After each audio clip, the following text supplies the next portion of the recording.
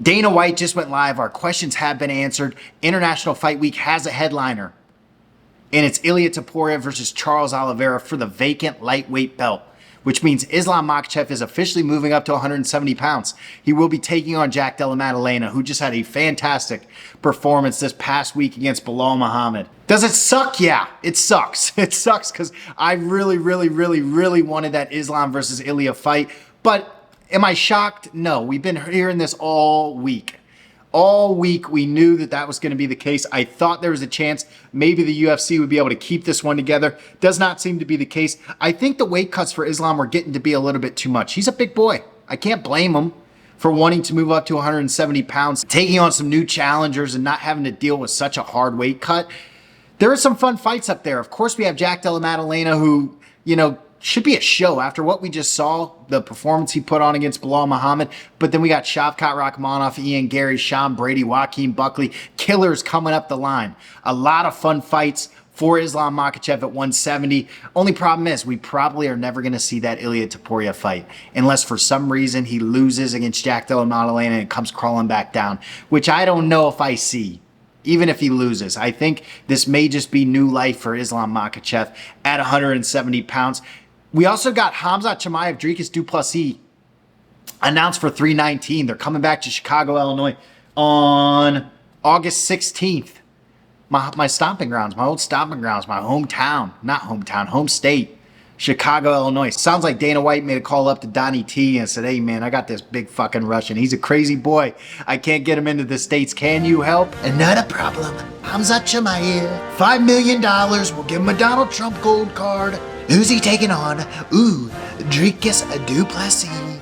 African, he'll fit right in. Sir, he's white. Stay away from the south side. Okay? That's what we got from Donald Trump. We're getting Khamzat Chimiev in the States. That's good news overall. Just the fact that he's going to be able to fight in the States. He's no longer stuck to the UAE, to Abu Dhabi, to Saudi Arabia.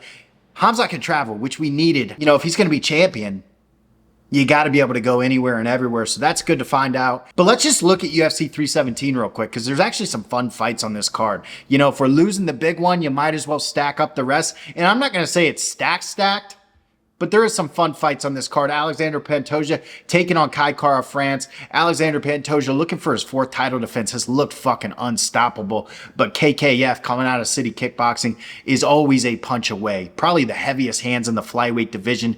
But Neil Dariush versus Renato Moicano. Remember, this one was booked for 311. Renato Moicano was supposed to be taking on Beneil Dariush when he ran into the buzzsaw that is Islam Makhachev after Arman Sarukian fell out. So glad to see that one rebooked. Brandon Royval, Manel Kopp. This is a fucking banger. And also flyweight #1 contender fight. Brandon Royval.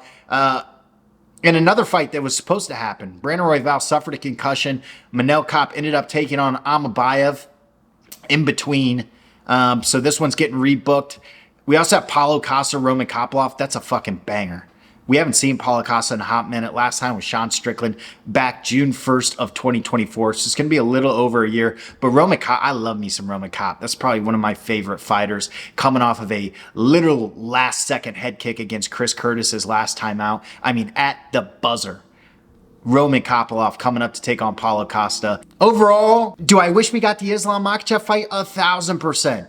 Every bit of my being wanted that fight. But it's not really a shocker. We kind of knew this was happening. And the silver lining here is that if Ilia Topuria captures this belt, or Charles Olivera for that matter, Paddy Pimblett's rising up the ranks, and that is a fantastic fight. Now, if we can't get Ilia Paddy at some point, then I'll really be upset.